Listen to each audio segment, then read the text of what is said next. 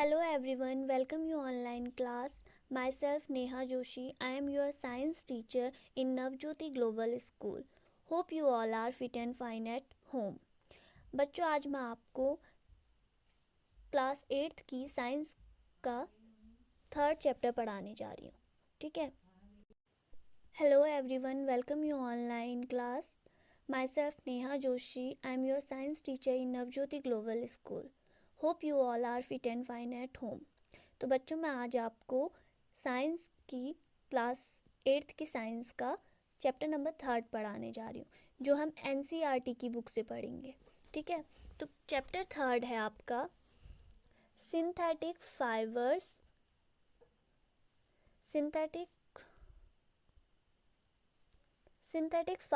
And plastic. Synthetic fibre को हम हिंदी में कहते हैं संश्लेषित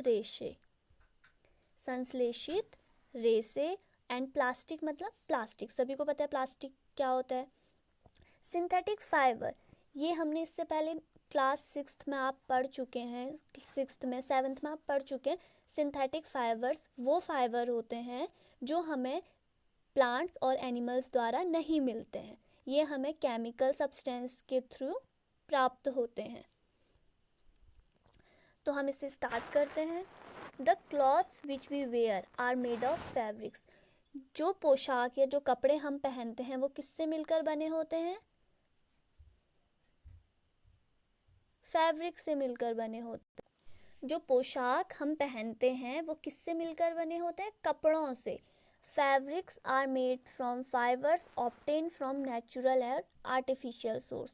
और जो कपड़े होते हैं वो कपड़े किससे मिलकर बने होते हैं? तंतु से. क्या कहते हैं हम उन्हें? फाइबर या फिर रेशे से. और रेशे कहाँ से प्राप्त होते हैं? हमें कहाँ से मिलते हैं? Natural and artificial. नेचुरल मतलब प्राकृतिक और आर्टिफिशियल मतलब कृत्रिम, जो मानव द्वारा बनाए जाते हैं. Can you name some natural fibre. क्या आप नेचुरल फाइबर्स के नाम बता सकते हैं? हाँ, कॉटन और जूट. हम इससे पहले प्रीवियस क्लासों में पढ़ चुके हैं. कॉटन और जूट क्या है हमारा? नेचुरल फाइबर्स, जो कि हमें किससे मिलता है? प्लांट से. Fibres are also used for making a large variety of household articles. रेशों का उपयोग विविध प्रकार के अनेक घरेलू वस्तुओं के निर्माण में भी किया जाता है. Make a list of some common articles made from fibres. रेशों से निर्मित कुछ सामान्य वस्तुओं की सूची बनाइए. Try to separate them into those made from natural fibres and those made from artificial fibres.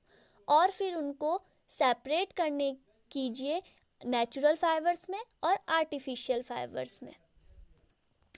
You have read in your previous classes. आपने अपनी पिछली कक्षाओं में पढ़ चुका है. The natural fibres like cotton, wool, silk etcetera.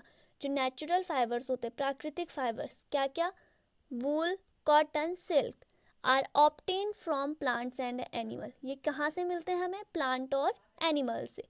And the synthetic fibres on the other hand are made by human beings. और जो सिंथेटिक फाइबर होते हैं, संश्लेषित पदार्थ होते हैं, वो किससे बनते हैं? मानव निर्मित, मानव देह द्वारा, मानव मेड्स फाइबर्स. नेक्स्ट टॉपिक है हमारा व्हाट आर सिंथेटिक फाइबर. संश्लेषित रेशे होते क्या हैं? Try to recall the uniform pattern found in a necklace of a bead. याद करने की कोशिश करें धागे से जुड़े मानकों के हार को, धागे से जुड़े मोतियों के हार को या मनकों के हार को. और उसकी संरचना, उसकी बनावट कैसी है? यहाँ पे हमें डायग्राम में दिखाया है. देखो कैसी है इसकी बनावट. यहाँ पे देखा है डायग्राम, फिगर 3.1 में आप देख सकते हैं. और try to join a number of paper. और कोशिश करो कागज के टुकड़ों को जोड़ने की. Make a long chain. और उससे एक लंबी सी चेन बनाओ. यहाँ पे ये हमें दिया है मोती से बना हुआ हार, और दूसरा हमें क्या दिया है? कागज के टुकड़ों को बनाकर chain. There any similarity between the two, क्या इन दोनों के बीच कोई सिमिलैरिटी है, कोई अंतर है, ये आपको बताना है। नेक्स्ट है अ synthetic fibre is also a chain of small units joint together. जो सिंथेटिक फाइबर होते हैं, संश्लेषित रेसे होते हैं, वो भी एक प्रकार की चेन होती है, छोटी छोटी इकाइयों को बनाई गई एक चेन होती है। चेन मतलब श्रृंखला। Each small unit is actually a chemical substance. उसकी हर एक छोटी छोटी इकाई क्या होती है, रासायनिक पदार्थ द्वारा बनी होती है। Many such small units combine to form a large single unit called a polymer. इसी प्रकार की अनेक छोटी इकाइयां मिलकर एक बड़ी एकल इकाई मतलब एक बड़ी सिंगल इकाई बनाते हैं। जैसे देखो,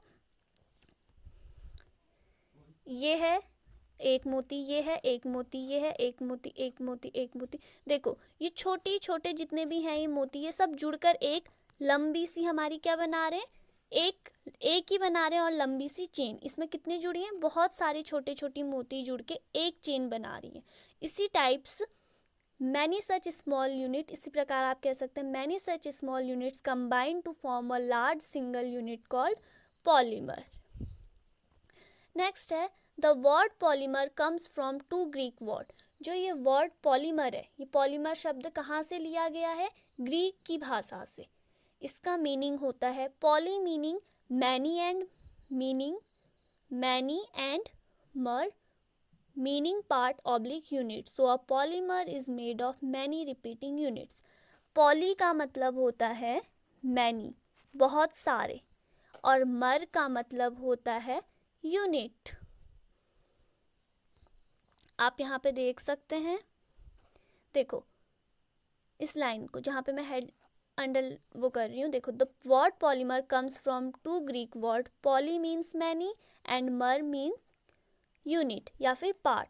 सो polymer is made of many repeating units. तो हम कह सकते हैं पॉलीमर बहुत सारी छोटी इकाइयों को बार बार दोहराने पे बना हुआ शब्द है। नेक्स्ट टॉपिक है हमारा टाइप्स ऑफ सिंथेटिक फाइबर, संश्लेषित रेशों के प्रकार। तो सबसे पहला है हमारा यहाँ पे रेयॉन।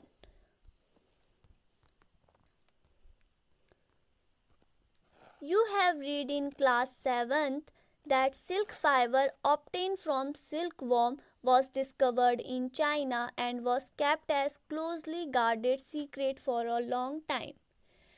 आप कक्षा 7th में पढ़ चुके हैं कि रेशम कीट से प्राप्त किया जाता है। रेशम किससे प्राप्त किया जाता है, रेशम कीट से, सिल्कवॉर्म से, जिसकी खोज चाइना में हुई थी और इसे लंबे समय तक कड़ी सुरक्षा में गोपनीय रखा गया था।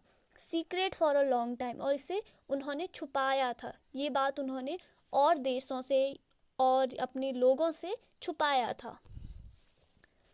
Fabric obtained from silk fiber was very costly.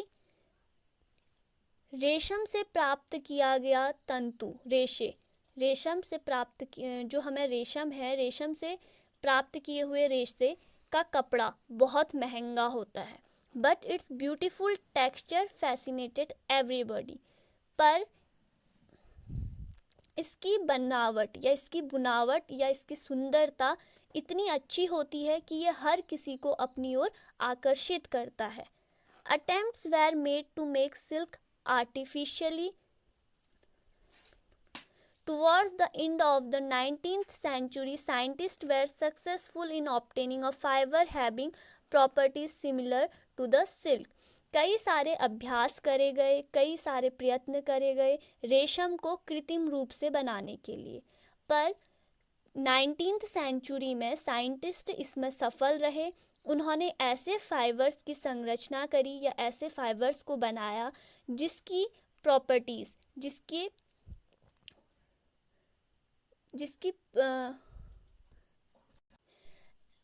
Properties, गुणधर्म किससे मिलते जुलते थे, सिल्क से। साइंटिस्ट ने 19th सेंचुरी में वो सक्सेसफुल रहे ऐसे फाइबर्स को बनाने में जिसके गुणधर्म सिल्क से मिलते जुलते थे। Such fibre was obtained by chemical treatment of wood pulp. ऐसे fibres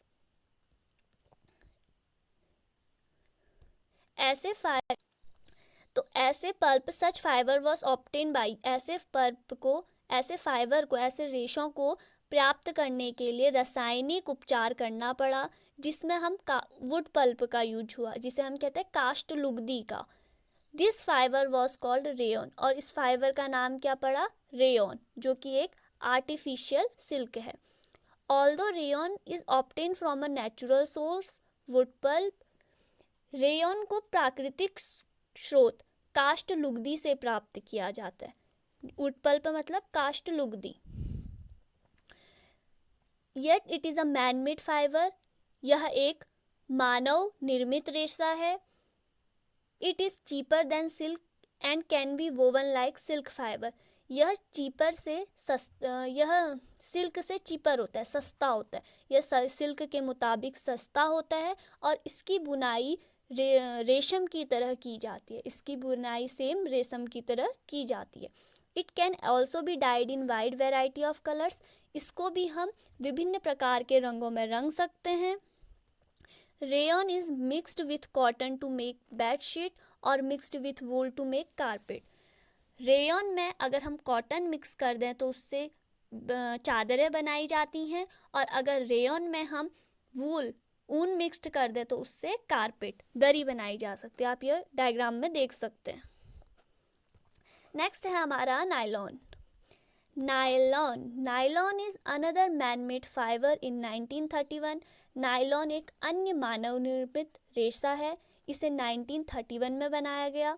it was made without using any natural raw material from plant और एनिमल। यह एक ऐसा रेशा है जिसे बिना किसी पेड़ पौधे या जंतुओं, बिना किसी कच्चे माल के द्वारा बनाया गया। It was prepared from coal, water and air. इसे किससे बनाया गया? कोल, कोयले से, वाटर, जल से, एयर, वायु से। It was the first fully synthetic fibre. यह क्या है? प्रथम पूरी तरह से संश्लेषित रेशा। Nylon fibre was strong, elastic and light. It was lustrous and easy to wash, so it became very popular for making cloth. Nylon रेशे प्रबल, प्रत्यास्थ और हल्का होता था। ठीक है, यह चमकीला और धुलने में सुगम था। यह कपड़ों के निर्माण में बहुत प्रचलित है। We use many articles made from nylon such as socks, ropes, tent, toothbrush, car seat, belt, sleeping bag, curtain, etc. हम बहुत सारी चीज़ें नायलॉन की बनी यूज करते हैं, जैसे कि सॉक्स, रोप्स, रस्सी, tent, toothbrush, car seat, belt, sleeping bag, curtain, extra. इन सब चीज़ों में किसका यूज़ हो रहा है? नायलॉन का। Nylon is also used for making parachutes, ropes for rocking climbing. Nylon thread is actually stronger than a steel wire.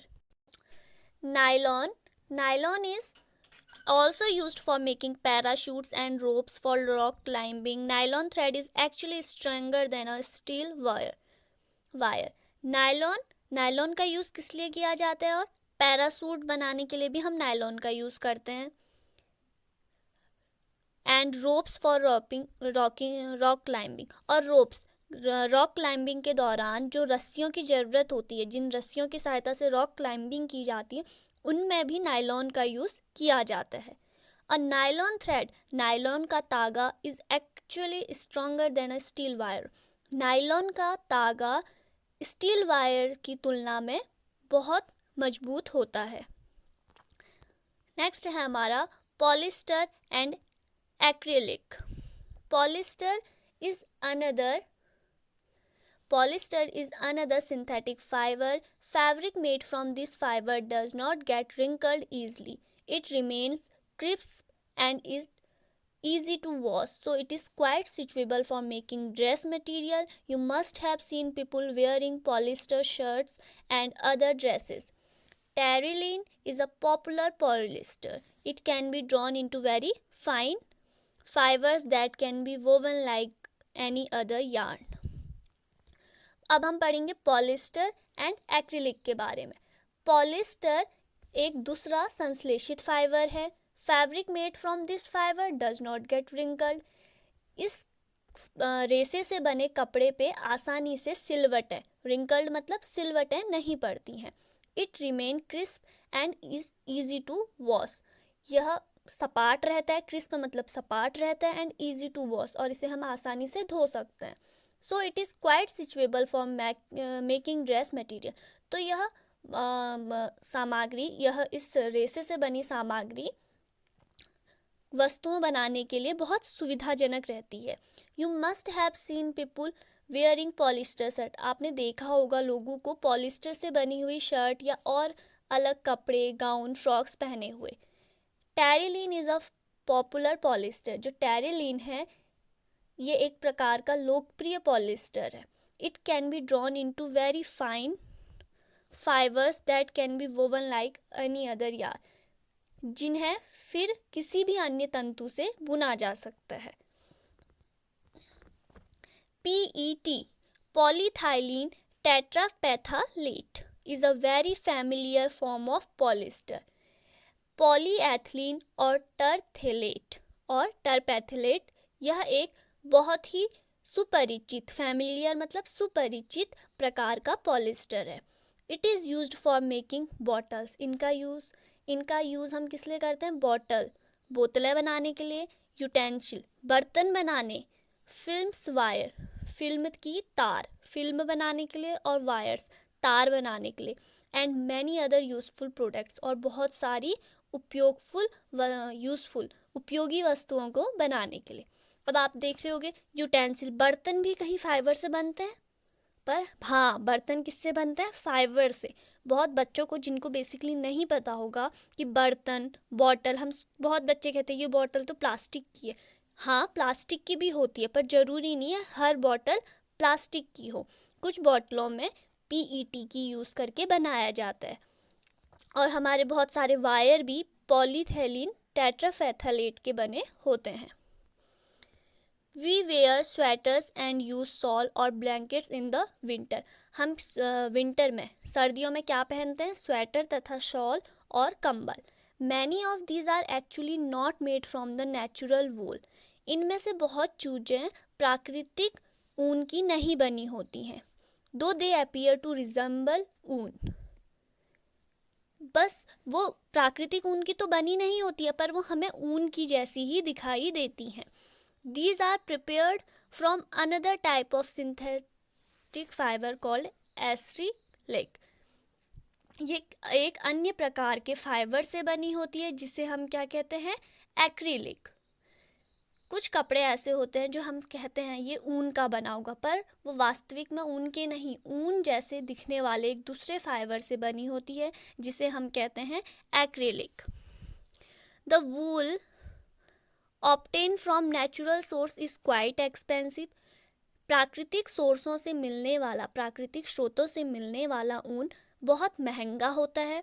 Where as cloth made from acrylic are relatively cheap. जबकि acrylic द्वारा बनाए गए कपड़े थोड़े सस्ते होते हैं. They are available in variety of colours. ये बहुत सारे विभिन्न रंगों की विविधता में मिल जाते हैं. Synthetic fibres are more durable and affordable. Synthetic fibre संश्लेषित रेसे टिकाऊ और पहुंच के भीतर.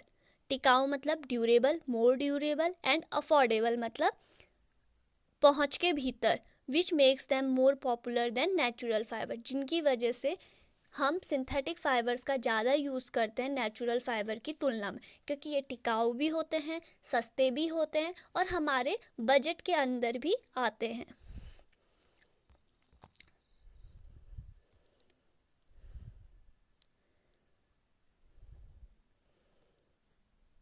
नेक्स्ट हमारा characteristics of synthetic fibres.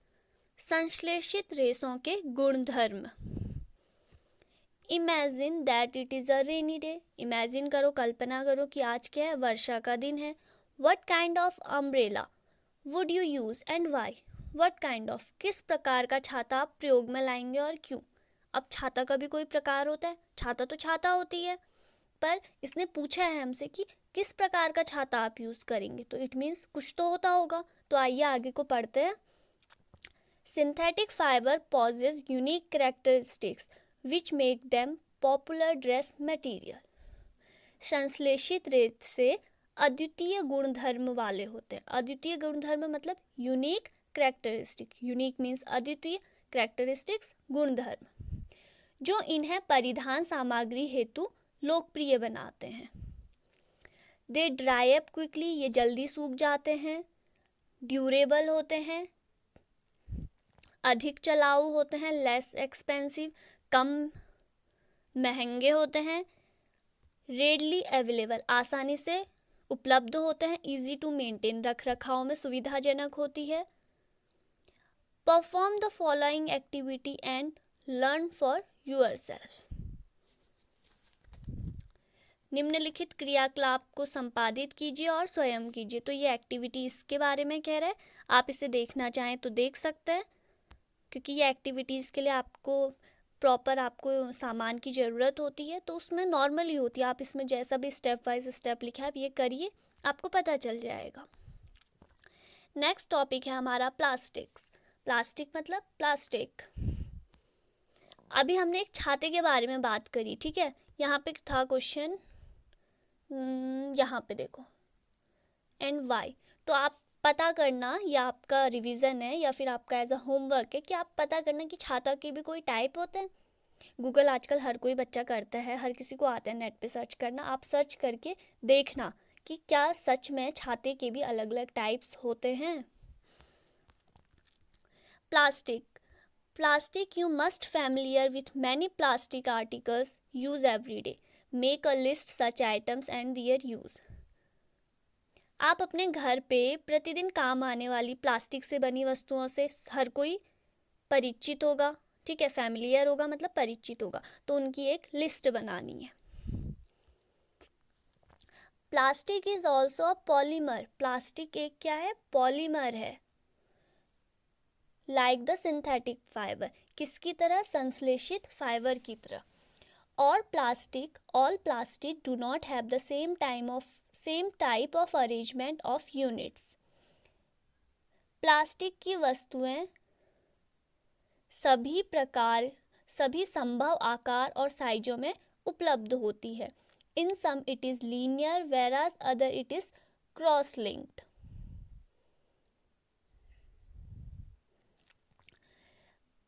Plastic की कुछ तो इनमें से रेखीय होती हैं, मतलब लीनियर मतलब रेखीय, और कुछ क्या होती हैं? क्रॉस लिंक्ड, मतलब आपस में उनमें क्रॉस कनेक्शन होता है।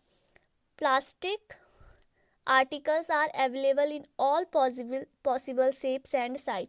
जो प्लास्टिक से बनी वस्तुएं होती है वो हर प्रकार की साइज, शेप दोनों में उपलब्ध होती हैं, आकार में भी और साइज में भी। आप देख सकते हैं यहाँ पे, देखो ये क्या है? प्लास्टिक का लीनियर अरेंजमेंट, और ये क्या है? Cross section arrangement, cross linked कह सकते हैं। देखो यहाँ पे लिखा है A linear, B cross linked arrangement इस डायग्राम में। Have you ever wonder how this is possible? The fact is that plastic is easily moldable, can be shaped in any form. Plastic can be recycled, reused, colored, melted, rolled into sheets or made into wires. That is why it finds such a variety of uses. Plastic को हम recycle कर सकते हैं, plastic को आसानी से किसी भी तरह के साँचे में ढाल सकते हैं। मोल्डेबल होता है, किसी भी तरह के साँचे में आप इसे ढाल सकते हैं। इसे आप दोबारा से रिसाइकिल कर सकते हैं। प्लास्टिक को आप कलर कर सकते हैं, रंग कर सकते हैं। प्लास्टिक को आप पिघला भी सकते हैं, और इसे बेल कर चद्दरों में भी आप इसे बदल सकते हैं। प्लास्टिक की तारें भी बनाई जाती हैं, इसलिए इतने विभिन्न प्रकार का हम इसका यूज़ कर सकते हैं।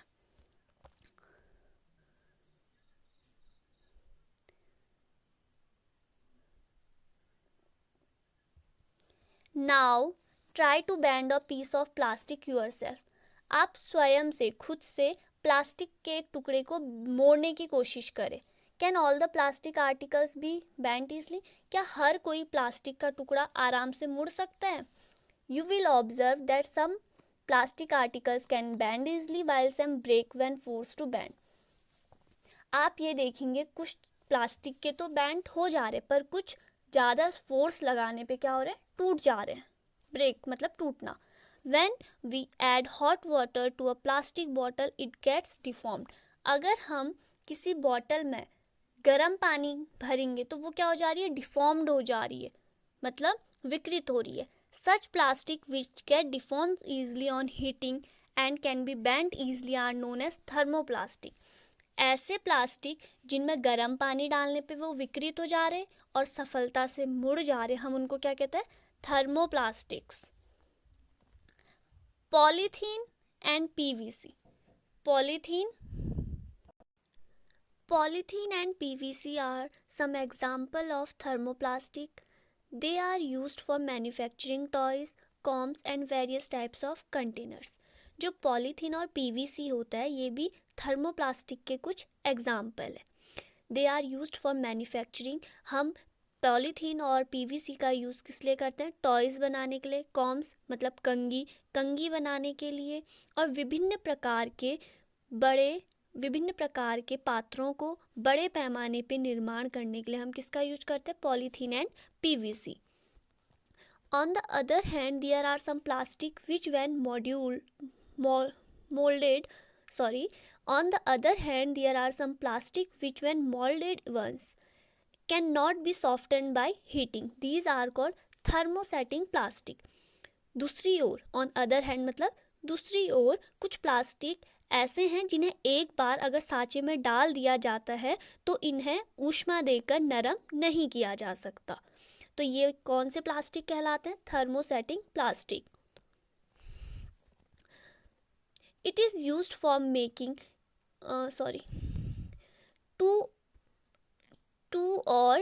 two examples are bakelite and melamine। Bakelite is a poor conductor of heat and electricity।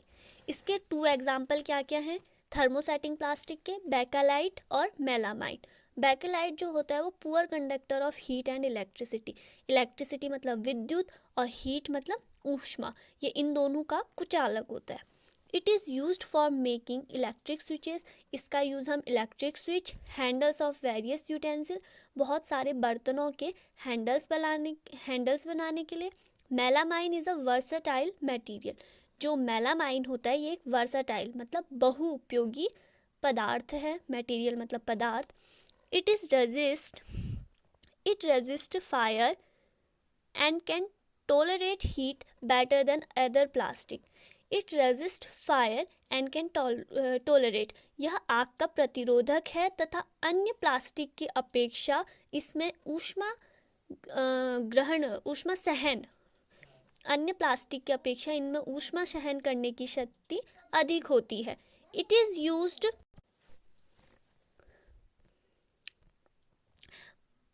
Is used for making floor tiles, kitchenware and fabric which resist fire. Melamine का यूज़ किस लिए किया जाता है, फ्लोर टाइल्स बनाने के लिए, रसोई के बर्तन, किचनवेयर मतलब रसोई के बर्तन बनाने के लिए, एंड फैब्रिक्स कपड़े बनाने के लिए, विथ रेजिस्ट फायर जो कि आग प्रतिरोध करते हैं। ये क्या करता है, आग को प्रतिरोध करता है। The various uses of thermoplastics and thermosetting plastic. यहाँ पे देखो ये थर्मोसेटिंग प्लास्टिक के हैं, क्या क्या है, इलेक्ट्रिक स्विच है, बर्तनों के हैंडल हैं, और भी बहुत सारी चीज़ें इसमें हैं जिसको हम मेलामाइन के बनाते हैं। मेलामाइन की प्लेट भी बनती है। और ये दूसरा है हमारा प्लास्टिक के बने हुए। प्लास्टिक का क्या है, ये कंटेनर और वायर। नेक्स्ट टॉपिक है हमारा plastic as materials of choice. विकल्प पदार्थ प्लास्टिक, हिंदी में क्या कहेंगे, विकल्प पदार्थ plastic. Today if we think of storing of food item, water, milk, pickles, dry food extra, plastic container seem most convenient. यदि हम कोई खाद्य सामग्री, जल, दूध, अचार या सूखे मेवे को स्टोर करने की सोचते हैं तो हम किस में करते हैं, उसे प्लास्टिक के कंटेनर, प्लास्टिक के डब्बों में। This is because of their light weight, यह इसलिए करते हैं क्योंकि वह हल्के होते हैं, लो प्राइस सस्ते होते हैं, गुड स्ट्रेंथ मजबूत होते हैं और इजी हैंडलिंग, हम उनको आसानी से कैरी कर सकते हैं। Being lighter as compared to metals, metals की अपेक्षा प्लास्टिक हल्का होता है। Plastic are used in cars, plastic का यूज़ कहाँ किया जाता है? कार में, एयरक्राफ्ट में, स्पेसक्राफ्ट में भी। The list of endless if we start counting articles like slipper, furniture, decoration pieces, extra. अगर हम प्लास्टिक से बने ऑब्जेक्ट, प्लास्टिक से बने पदार्थों की बात करने लगे तो ये काउंटलेस है, उनकी गिनती ही नहीं करी जा सकती, अनगिनत है। जैसे कि स्लीपर, चप्पल, furniture, decoration pieces, extra. Now let us discuss the characteristics properties of plastic. अब हम प्लास्टिक के गुणधर्म के बारे में पढ़ते हैं। प्लास्टिक इज नॉन रिएक्टिव, सबसे पहला कौन सा गुणधर्म है? Plastic is non reactive. Non reactive को अगर हम हिंदी में कहें तो अनभिक्रियाशील, अनभिक्रियाशील। You know that metals like iron get rusted when left exposed to moisture and air, but plastic do not react with water and air. They are not corroded easily. That is why they are used to store various kinds of material including many chemicals. आप जानते हैं कि लोहे जैसी धातुओं को जब नमी और वायु में हम खुला छोड़ देते हैं तो उनमें क्या लग जाता है? जंग। उनमें क्या लग जाता है? जंग। जंग को हम क्या कहते हैं? रस्ट भी कहते हैं और क्रोजन भी कहते हैं। तो हम अगर किसी भी मेटल या धातु की वस्तु को खुली हवा में छोड़ दें तो उसमें क्या लग जाता है? जंग। परंतु अगर आप प्लास्टिक को आप बारिश में रखो, कहीं भी रखो, नमी वाले प्लेस में रखो, जल में, वायु में, कुछ भी कहीं पे भी करो तो उनमें जंग नहीं लगता है, क्योंकि प्लास्टिक जल वायु में अनभिक्रिय होते हैं, वो कोई भी रिएक्ट नहीं करते हैं। जबकि मेटल और लोहा, मेटल और आयरन जो होता है वो रिएक्शन करता है। वो क्या करता है? रिएक्शन करता है। जबकि प्लास्टिक क्या है? नॉन रिएक्टिव, वो रिएक्शन नहीं करता है। Sorry, that's is why they are use to store. यही कारण है कि प्लास्टिक का यूज़ हम बहुत सारी चीज़ों में करते हैं। Plastic is light, strong and durable. Plastic हल्का होता है, स्ट्रॉन्ग मजबूत होता है, ड्यूरेबल हमारे बजट के अंदर आ जाता है। टॉक टू योर पेरेंट्स और grand parents. Talk to your parents or grandparents about the types of buckets that were used in the past. What is the material of the buckets or mug you are using today? What are the advantages of using plastic container? Since plastic is light, strong, durable and can be molded into different shape and size, it is used for various purposes. Plastic are generally cheaper than metals. They are widely used in industry and for household article. Make a list different kinds of plastic containers that you use in daily life. अपने parents, अपने माता पिता या अपने दादा दादी से पूछो कि अपने टाइम पे, मतलब पुराने टाइम पे वो लोग बकेट के लिए क्या यूज़ करते थे, किस टाइप की बाल्टियों के बनी, मतलब किस पदार्थ की बनी।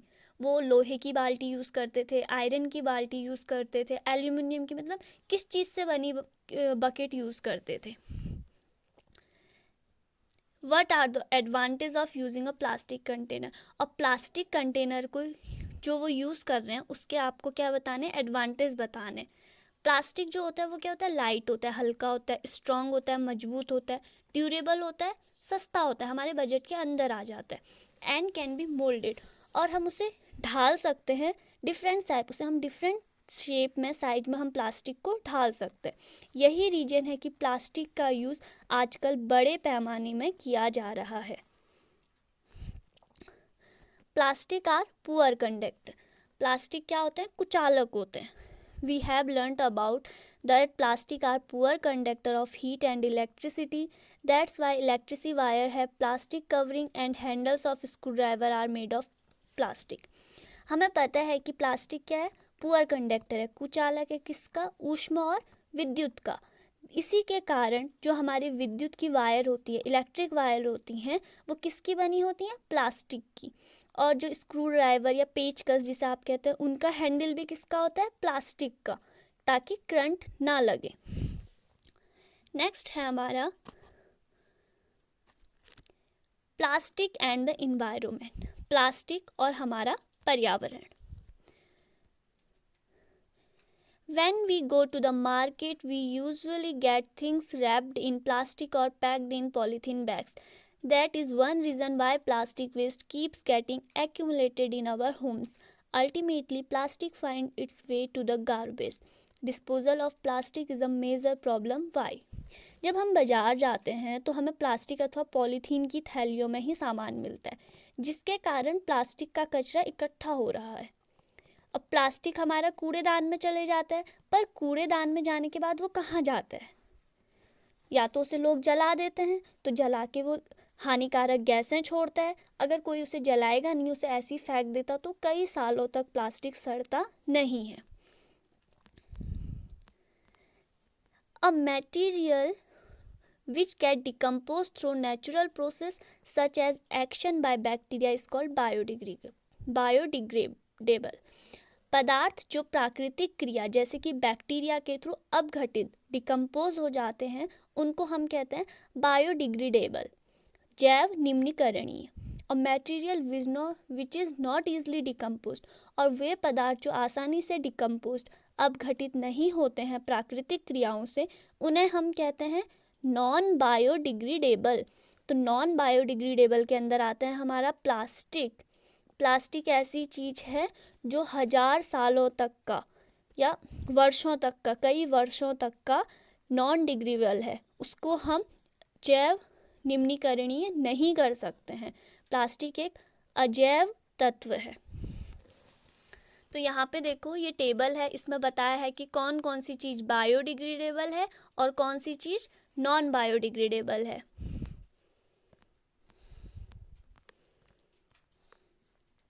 नेक्स्ट है अगला para, since plastic take several years to decompose. अभी बताया आपको कि प्लास्टिक को कितने लग जाते हैं, कई साल लग जाते हैं डिकम्पोज होने में। It is not environment friendly, यह पर्यावरण का कोई फ्रेंड टाइप का नहीं है, मतलब पर्यावरण के हित में नहीं है। इट कॉज इन्वायरमेंटल पॉल्यूशन, ये क्या करता है, इन्वायरमेंट में प्रदूषण फैलाता है, हमारे वातावरण में प्रदूषण फैलाता है। बिसाइड द बर्निंग प्रोसेस और in the synthetic material is quite slow and it does not get completely burned easily. जो ये सिंथेटिक मटेरियल होते हैं, इनकी बर्निंग प्रोसेस, मतलब इनको अगर हम जलाएं तो ये भी बहुत स्लो जलते हैं, बहुत ऐसा नहीं कि जल्दी से इनमें आग लग जाएगी, इनमें टाइम लगता है। और ये अगर जलते भी हैं तो ये कम्प्लीटली नहीं जलते, इनका कुछ पार्ट फिर भी रह जाता है।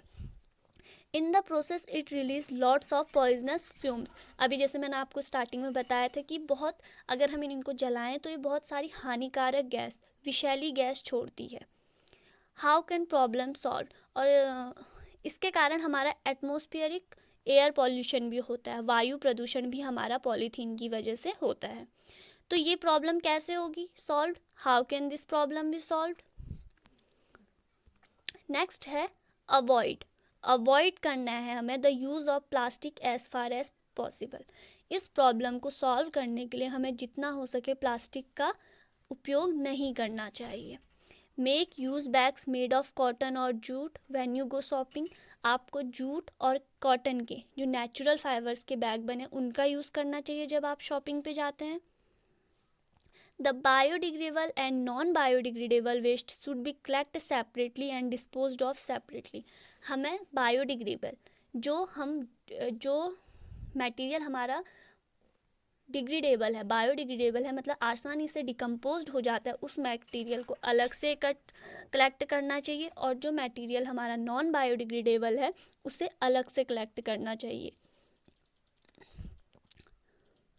Can you suggest some other ways in which you contribute towards reducing the use of plastic materials? क्या आप इसके अलावा भी कोई और तरीके निकाल सकते हैं प्लास्टिक मटेरियल्स को रिड्यूस करने के लिए? It is better to recycle plastic waste. Plastic waste को अगर हम रिसाइकलिंग करें, पुनः चक्रित करें, तो ये भी एक अच्छा यूज़ है इसका। मोस्ट ऑफ द थर्मोप्लास्टिक, कई सारा जो थर्मोप्लास्टिक है कैन बी रिसाइकिल्ड। कुछ ऐसा थर्मोप्लास्टिक्स हैं जो कि हम रिसाइकिल कर सकते हैं, उसको हम दोबारा यूज़ में ला सकते हैं। However during recycling certain colouring agents are added. इसका रिसाइकलिंग के दौरान हमें कुछ कलर्स की आवश्यकता पड़ती है। This limited uses specially for storage food. जो हम इसका रिसाइकलिंग करते हैं, हम इसमें फूड का स्टोरेज कर सकते हैं। इसकी रिसाइकलिंग से जो भी हम तैयार कर सकते हैं, हम इसका कंटेनर बना सकते हैं जिसमें हम फूड स्टोरेज के लिए उनको यूज़ कर सकते हैं। As a responsible citizen remember, एक उत्तरदायी नागरिक होने के तौर पे द 5R प्रिंसिपल। 5R एक प्रिंसिपल है जो कि किस पे काम करता है? Reduce, reuse, recycle, recover and refuse. पहले ये 3 हुआ करता था, बहुत मतलब कुछ टाइम पहले, रिड्यूस, रीयूज़ और रिसाइकिल, पर अब इसे 5R कर दिया। एक है इसमें नया स्टेप रिकवर और एक है इसमें नया रिफ्यूज़। ये बहुत इम्पोर्टेंट है, ये आप याद कर लेना 5R के अंदर क्या क्या चीज़ें हैं। अब आते हैं हम इसके कीवर्ड्स में। Acrylic, artificial silk, nylon, plastic, polyester, polymer, polythene, rayon, synthetic fibre, terylene, thermoplastic, thermosetting plastic. इनका प्रोनाउंसिएशन में अगर दिक्कत है तो आप इसे डिक्शनरी से चेक कर सकते हैं। अब है इनका explain why some fibre are called synthetic. क्यों कहे जाते हैं some fibre synthetic? Man made, क्योंकि वो किसके द्वारा बने होते हैं? ह्यूमंस के। और किस प्रोसेस के जरिए? केमिकल सब्सटेंस के थ्रू। ठीक है, जो मैं बोल रही हूँ आप इसे अच्छे से क्वेश्चन आंसर करके अच्छी तरीके से अपने कॉपी में लिखेंगे। सेकंड है करेक्ट आंसर आपको बताना है, ये आप खुद करेंगे। Third fill in the blanks, ये भी आप इजीली खुद कर सकते हैं। अब है give example which indicate the nylon fibres are very strong. आपको कुछ एग्जाम्पल देने हैं जिससे पता चलता है कि जो नायलॉन फाइबर है वो क्या है? मजबूत है। तो हमने आपको बताया था नायलॉन के बारे में। तो नायलॉन आप क्या क्या एग्जाम्पल दे सकते हैं नायलॉन फाइबर के लिए? पैराशूट का, ठीक है, दूसरा रोप का जो हम रॉक क्लाइंबिंग में यूज़ करते हैं। ठीक है, अगला क्वेश्चन है question number 5। Explain why plastic containers are favoured for storing food. Plastic container का यूज़ फूड स्टोरिंग के लिए क्यों किया जाता है? क्योंकि वो क्या होते हैं? स्ट्रॉन्ग होते हैं, ईज़िली अफोर्डेबल होते हैं, उनका कॉस्ट कम होता है और वो हल्के होते हैं, आप उसे आसानी से कैरी कर सकते हैं। नेक्स्ट है explain difference between thermoplastic and thermosetting. Thermoplastic और थर्मोसेटिंग में डिफरेंस बताइए, ये भी आपको पढ़ा है। अब आपको ये बताना है 7th क्वेश्चन में कि इनमें से कौन सी चीज़ थर्मोसेटिंग प्लास्टिक की बनी हुई है। ये भी बहुत इजी है। 9th है Rana wants to buy shirt for summer. Rana को शर्ट लेनी है समर के लिए। Should he buy cotton shirt और shirt made from synthetic material. तो उसे कौन सी शर्ट लेनी चाहिए, कॉटन की या फिर सिंथेटिक मटेरियल्स की? तो ये आंसर आप खुद बताइए कि गर्मियों में कौन से कपड़े पहनना ज़्यादा प्रिफर करना चाहिए। Give example to show that plastic are non corrosive in nature. तो आपको प्लास्टिक नॉन कोरोसिव है, मतलब प्लास्टिक में जंग नहीं लग सकता है, इसका रीज़न बताना है। क्यों नहीं लग सकता है प्लास्टिक में जंग? हमने जस्ट अभी पढ़ा था। Plastic is non reactive, because plastic is non reactive, that's why. यही कारण है कि प्लास्टिक में जंग नहीं लग सकता। नेक्स्ट क्वेश्चन है should the handle of bristle of toothbrush are made of the same material, explain your answer. जो टूथब्रश होता है जिससे हम कॉलगेट करते हैं उसका जो ब्रश होता है और जो उसमें ब्रिसल होते हैं वो क्या एक ही प्रकार के मटेरियल से बने होते हैं? अपना आंसर आप बताइए, इसे भी आप खुद कीजिए। Avoid plastics as far as possible, comment on this advice. Avoid plastic as far as possible में अपने कमेंट बताइए कि हमें प्लास्टिक को कितनी अवॉइड, हमें प्लास्टिक का यूज़ कम से कम करना चाहिए। इस पे आप क्या अपनी एडवाइस देना चाहेंगे? तो आप इसमें 3-4 लाइन का कुछ लिख सकते हैं। नेक्स्ट है आपका मैच द फॉलोइंग। ये भी इजी है, ये आप इजीली कर लेंगे। 14 क्वेश्चन है, manufacturing synthetic fibre is actually helping conservation of forest, comment.